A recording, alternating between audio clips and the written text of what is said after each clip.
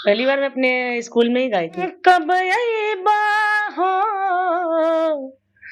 कब अइबा, कब अइबा, बहताटे बहताटे पुरवा बयार, ए राजा जी कब अइबा। कोई नहीं चाहता था कि मैं ये सब करूँ। मेरे दादाजी भी कोयली से रिटायर हैं यहीं झारखंड से।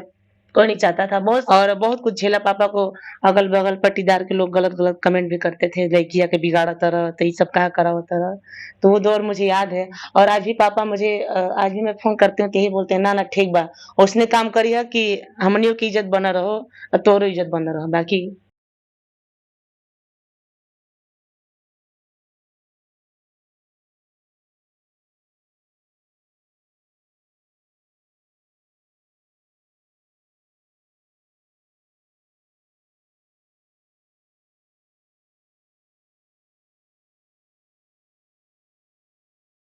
नमस्कार, भोजपुरी की एक गायिका, मेरे लिए कह सकते हैं नई लेकिन आप सबों के लिए ये पुरानी है। इनकी आवाज़ में मधुरता जो है वो आप सुनकर के ही दंग हो जाएँगे। नाम है काव्या कृष्णमूर्ति। सबसे पहले यहाँ जो हर जगह शो होता है, शो से रिलेटेड पूछेंगे हुँ। कि आपसे कनेक्ट कैसे हो पाएँगे लोग?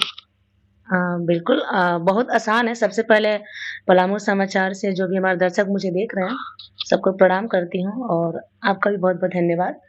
और बहुत आसान है मुझे कॉन्टैक्ट करना है मेरी एफबी आईडी से, पेज से और भी लोग आजकल तो सोशल मीडिया का ज़माना है, हर कोई यूज़ कर रहा है। चलिए, सोशल मीडिया का ज़माना हाँ, है, आप कनेक्ट हो सकते हो हैं, पर सकता है। इनसे हम शुरू करेंगे इनकी बाल्याकाल से लेकर अब तक की जीवन का सफ़र। कैसा रहा अब तक का जीवन सफ़र शुरू से अंत तक? चल ही रहा है, ठीक ही चल रहा है। थोड़ा बहुत तो होता ही रहता है लाइफ में। क्या सोची थी कि गायिका ही बनना है हाँ, हमको? ये तो मैं सोची थी। कहाँ से शिक्षा-दीक्षा की?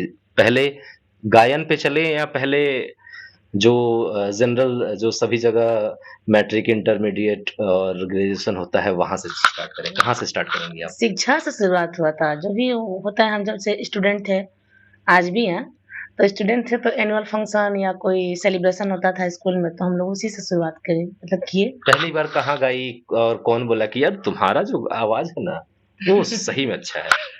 पहली बार मैं अपने स्कूल में ही गाई थी, 26 जनवरी का दिन था, उसी में गाई थी। 3-4 दिन तक रिहर्सल हुआ ना, तो गाते-गाते थोड़ा-सा हैबिट होने लगा कि नहीं मुझे अच्छा लग रहा है, मैं गाऊँगी।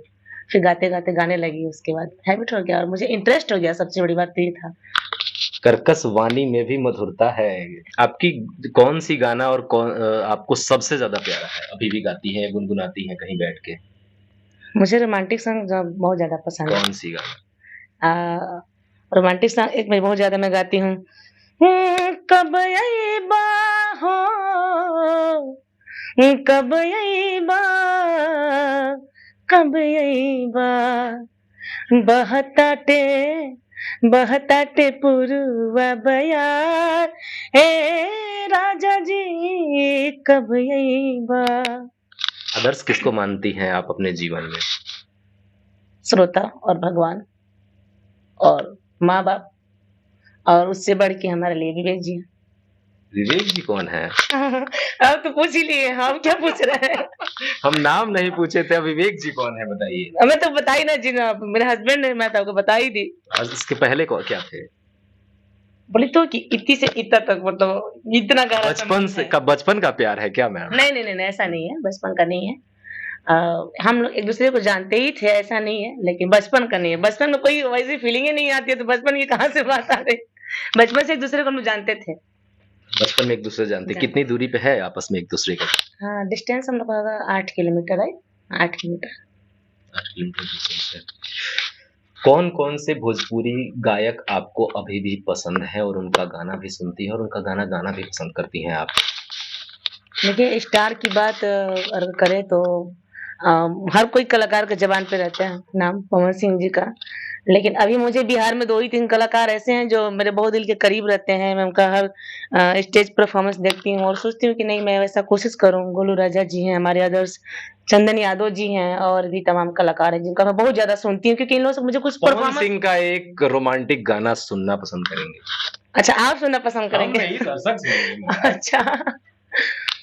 हो हँसेलू त भाग हमर जाग जाए कि हंसलू त भाग हमर जाग जाए जा हमरो उमर जा हमरो उमर जा हमरो उमर तोहरे के लाग जाए।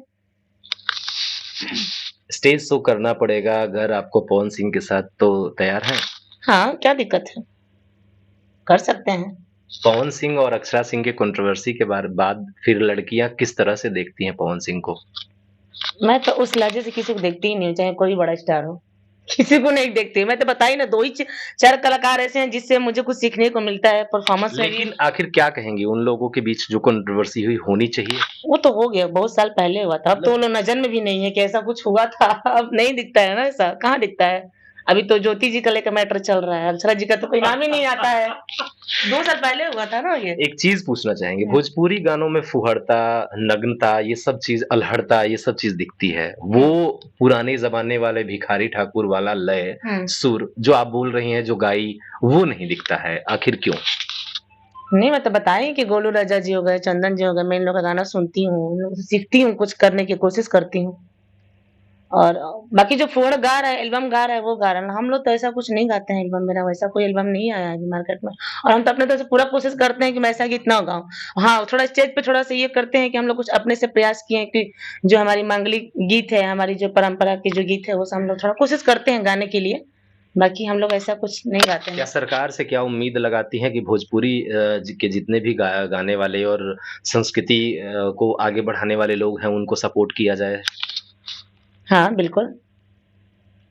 जो भोजपुरी के बारे में सोच रहा है, उसको तो भाई सपोर्ट करना ही पड़ेगा। अभी चंदन जी से बात हो रही है तो बोले सेंसर बोर्ड होना चाहिए था, क्योंकि बिल्कुल। ज़ुबान में लगाम हाँ, ज़रूरी है। बहुत ज़रूरी है और कोई भी कुछ भी उठा के गा दे रहा है। अभी आप कोई और गाना गाइए तो हम उठा के गा दे रहे हैं, मेरा गाना कोई और उठा के गा दे रहा है, तो इस चीज़ के लिए थोड़ा-सा गाइड होना चाहिए। होना चाहिए ना। बीती हुई ज़िंदगी में माँ-बाप का क्या रोल रहा जो आज भी आपको याद आता है कि हाँ, वो ज़िंदगी एक थी? हुँ, है। क्या क्या बात? है, जब मैं छोटी थी तो स्कूल में गाती थी तो पापा से मैं कहती थी पापा मुझे गाना है तो मेरे माँ-बाप इस चीज़ के लिए परमिशन नहीं देते थे। मेरे अपने 3 भाई हैं, एक भाई आर्मी में है मेरा जो कि 2018 में भर्ती हुआ था। एक भाई अभी है, प्राइवेट ही जॉब करता है लेकिन सब मेरे अच्छे मतलब घर में हर कोई अच्छे मतलब पद पे है। पापा भी हमारे टीचर हैं, पढ़ाते हैं। कोई नहीं चाहता था कि मैं ये सब करूँ। मेरे दादाजी भी कोयली से रिटायर हैं यहीं झारखंड से।